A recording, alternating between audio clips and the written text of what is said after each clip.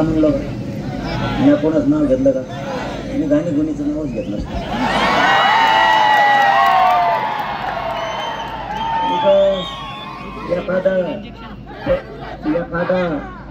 एखादा पवित्र शहराचं नाव त्याला काय डाग लावायचं?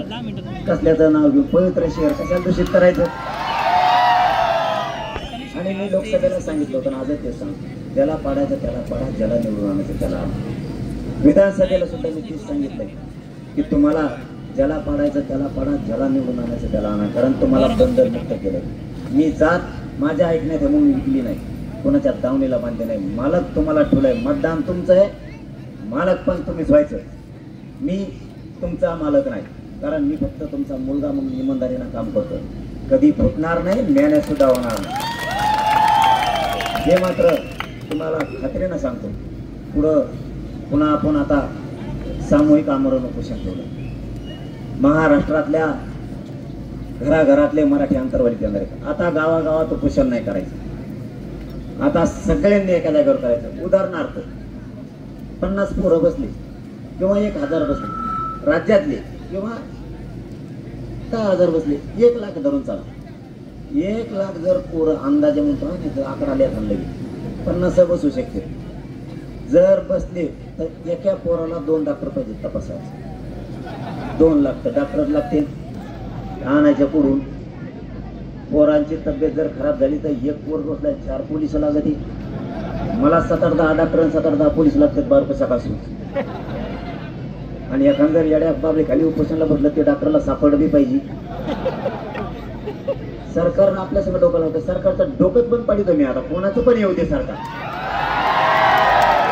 आणि मराठा इतका विचित्र आहे, शांत आहे तोवर शांत आहे. एकदा जर ते गाड्या कोणाच्याच बापाला भेट नसतो, सरकार नाही फेरकार नाही, कोणाचा पण येऊ दे, आपल्याला शेवट तुकडा पाडायचा. सगळ्यांनी एकत्र बसायचं आता सामूहिक आमरण उपोषणावर.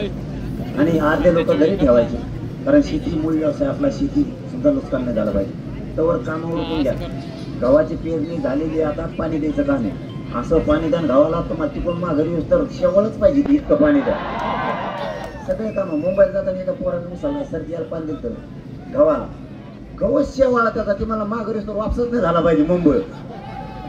असं इथून पुढे सुद्धा सगळे काम काय 10-12 दिवस काम बुडालं वाटू होईल का तुमचं? आणि 75 वर्षात काय थोडं केलं की एकदाच घ्यायचं आहे आरक्षण आपल्याला. त्याच्यामुळे सगळे टाकतात. येताना इमानदारी सगळे हात वर करून सांगा बरं, येणार ना?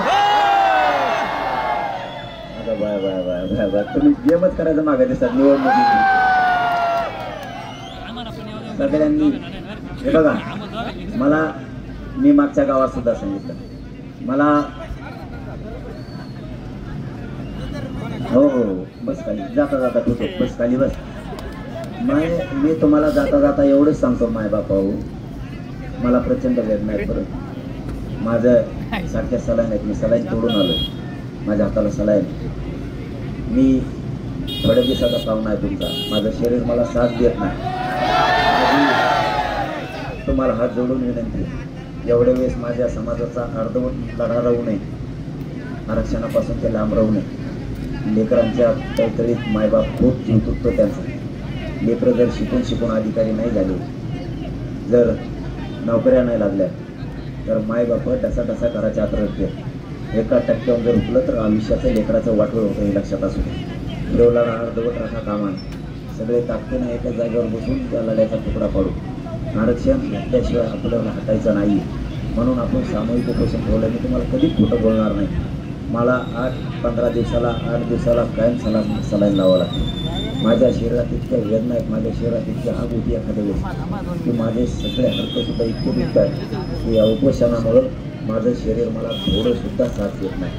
मी फक्त समाजाची ताकद वाढावं, या मराठ्यांची उंची वाढावी, या मराठ्यांची शान वाढली पाहिजे, शक्ती आणि बळ वाढलं पाहिजे, म्हणून धीर धरून हा लढा दिला होता. माझी तुमच्याकडून काहीच अपेक्षा नाही, मला तुमच्याकडून अपेक्षा नाही. आणि मी सरकारकडे सुद्धा तुमच्यामुळे कधी मेहनत होत नाही, कधी भेटत नाही. माझी सगळ्यात मोठी संपत्ती तुम्ही आहेत, माझा देव तुम्ही आहेत, माझा बाप तुम्ही आहे. मला कशाची आवश्यकता नाही, ना मी माझं कुटुंब बघतो, ना माझ्या शरीराची कधी काळजी करतो. मी जसं डावावर लागलोय तसं माझं कुटुंब सुद्धा मी डावावर लागलो. माझं अंतिम कुटुंब म्हणजे माझा मराठा समाज, माझा परिवार हा माझा मराठा समाज. या समाजाची एकजूट फुटून देऊ नका राजकारणासाठी. हे 4 दिवसाचं राजकारण आहे. त्याच्यानंतर कोणता नेता आपल्याला विचारणार नाही. आपल्याला आधार म्हातारपणाला आपलं सोन्यासारखं लेकरू असतं, त्याला मोठं करायचं आहे आपल्याला. कोणता नेता किंवा कोणता पक्ष आपल्याला आधार द्यायला कधीच येणार नाही. आपण दुःखात जर असलो तर आपल्या पाठीवर हात फिरायला कोणीही येणार नाही. आपली मुलगी किंवा आपला मुलगाच आपल्या पाठीवर तोडून हात फिरायला येऊ शकतो. म्हणून तुम्हाला हात जोडून माझी विनंती की आपले लेकरं मोठे करू लागा. राजकारण ताबडतोब डोक्यातून काढायचं. थोड्या दिवसापुरतं ते राजकारण घ्यायचं आणि ज्यांनी ज्यांनी आरक्षण दिलं त्यांच्या जातीतून उतारल्यात म्हणून आपल्याला सुद्धा आपल्या जातीला आरक्षण द्यायचं. कोणी पण आडवा आला तरी सोडायचं नाही. आरक्षणापासून हटू नका. आणि माझी जाताना तुम्हाला शेवटची एक इच्छा आहे, माझी जात कधीच उतरून देऊ नका. तुमच्या खांद्यावरती तेवढी जबाबदारी घ्या. कारण मी जे तुम्हाला आधीपासूनच का सांगतोय, हे शेवटी शरीर आहे. कधी जाईल कधी माहीत नाही.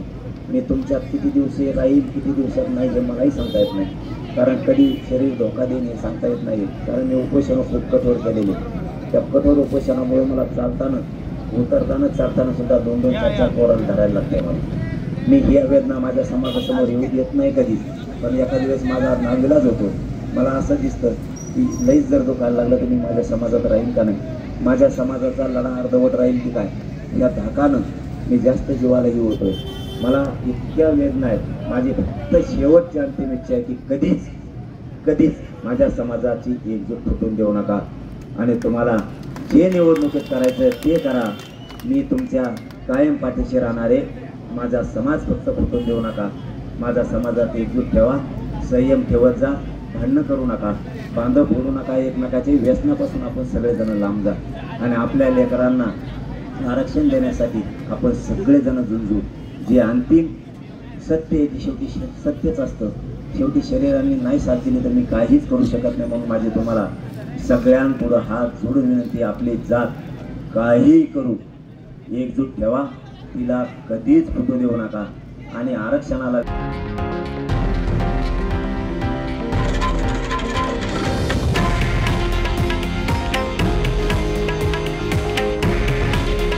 हे आहे देशातील नंबर 1 न्यूज नेटवर्क आणि आपण पाहत आहात TV9 मराठी. काळजी तुमची, हित महाराष्ट्राचं.